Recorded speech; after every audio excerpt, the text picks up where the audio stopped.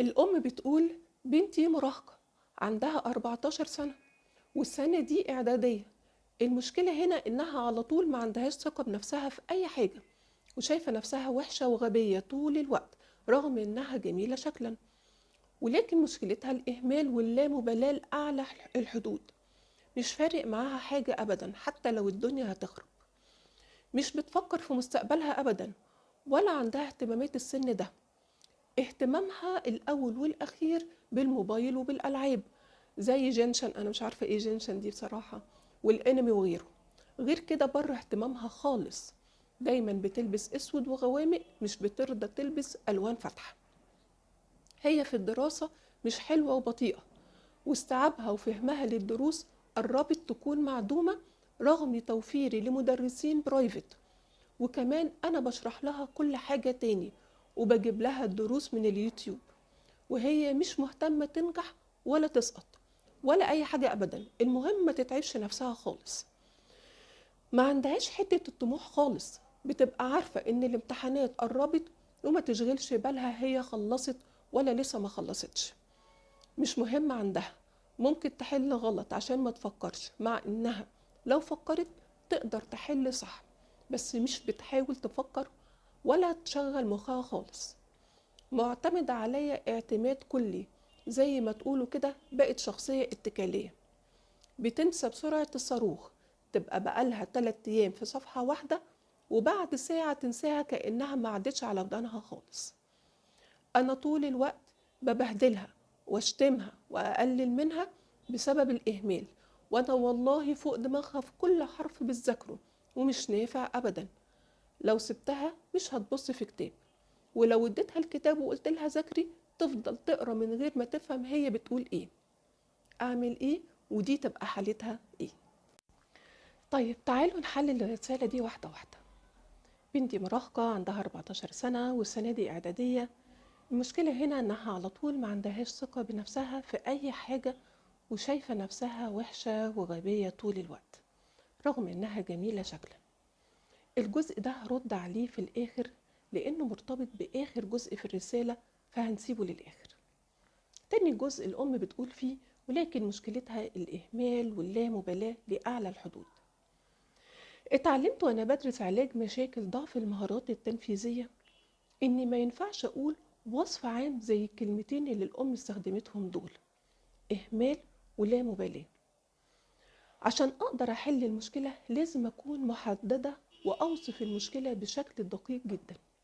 زي مثلا إن أنا أقول بنتي مش منظمة في هدومها، بنتي مش بتنجز واجباتها، وهكذا. ليه؟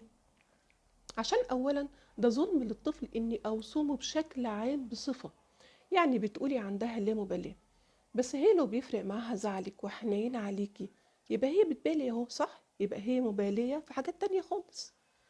ثانيا، عشان عمرك ما هتعرفي توصلي لحل لمشكلتك طول ما انت مخليها قضية عامة مش مشكلة محددة.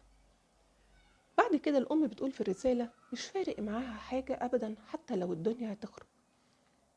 مش بتفكر في مستقبلها أبدا، ولا عندها اهتمامات السن ده خالص.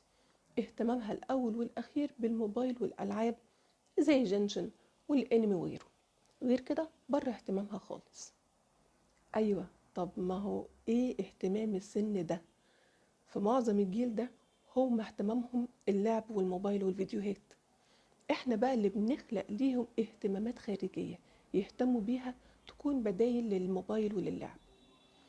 وعشان نقدر نخليهم يوافقوا يكون ليهم اهتمامات تانية، فاحنا أولا بنحدد قواعد لوقت الموبايل والألعاب وبننفذها بحزم. فهي هتلاقي إن هي كده كده قاعدة فاضية، فواحدة واحدة هتوافق تعمل أي نشاطات تانية غير اللعب والموبايل.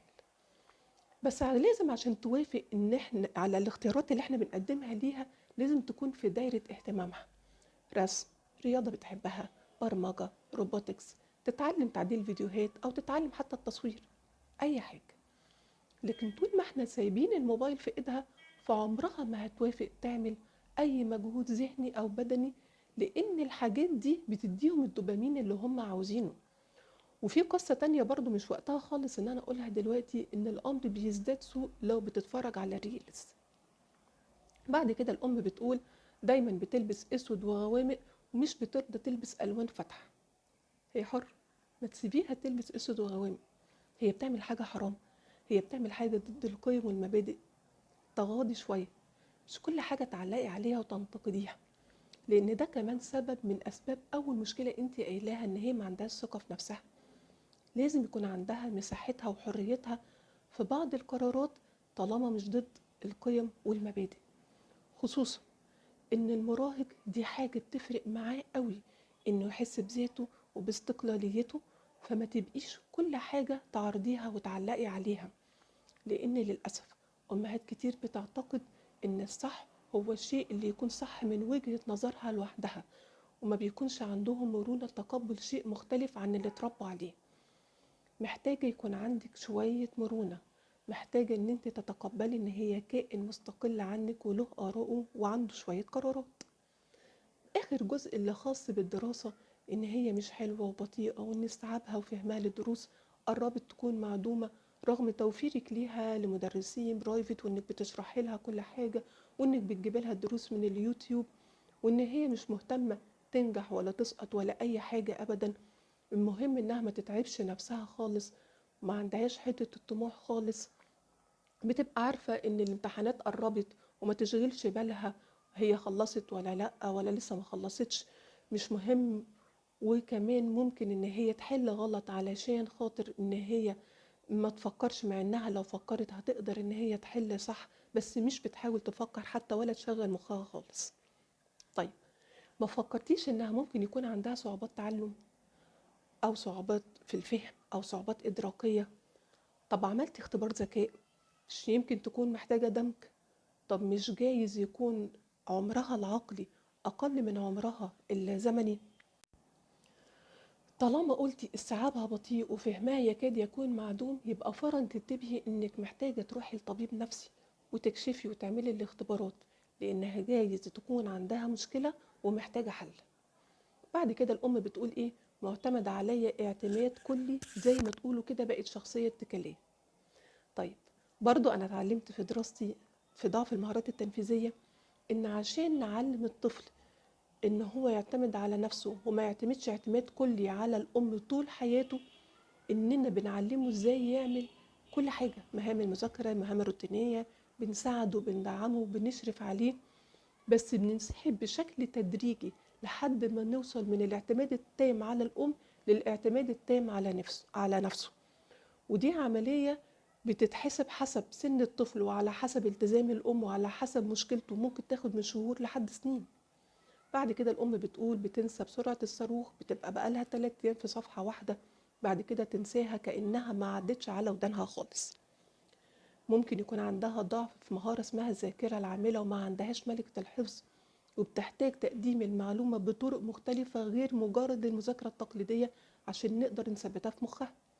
لكن لو فضلت بنفس الطريقة التقليدية ولو سنين، عمرها برضه ما هتفتكر أي حاجة من اللي بتذاكره. طيب، ولو كمان طلع عندها مشاكل زي الفهم القرائي، إنها تقرأ حاجة ما تبقاش فاهماها، فالمشكلة هنا بتبقى أسوأ، وبالتالي لازم طبيب نفسي بس يكون طبيب ثقة. آخر جزء في الرسالة الأم بتقول: أنا طول الوقت ببهدلها وأشتمها وأقلل منها بسبب الإهمال، وأنا والله فوق دماغها في كل حرف بتذاكره مش نافع أبدا. لو سبتها مش هتبص في كتاب، ولو اديتها الكتاب وقلت لها ذاكري تفضل تقرا من غير ما تفهم. اهو ده الجزء للاسف اللي اسوأ جزء في الموضوع كله، واللي ممكن يكون مسبب معظم المشاكل اللي انت اتكلمتي عليها دلوقتي. انا طول الوقت ببهدلها، بشتمها واقلل منها. بصراحة دي حاجة توجع. يعني المفروض ان انت امانها في العالم، انت اول واهم حد هتستمد منه قوتها، فتكوني انت اللي بتكسريها وبتوجعيها. طيب اهو انت بهدلتيها اهو وشتمتيها وقللتي منها، ده حل المشاكل؟ ما حلهاش، ولا عمره هيحلها. بالعكس، ده بيزود المشاكل اللي انت قلتي عليها. ده سوء. ليه؟ لانه عمل اللي انت قلتيه في اول رسالتك. ما عندهاش ثقة في نفسها وشايفة نفسها وحشة وغبية. طب ما هو طبيعي تشوف نفسها كده.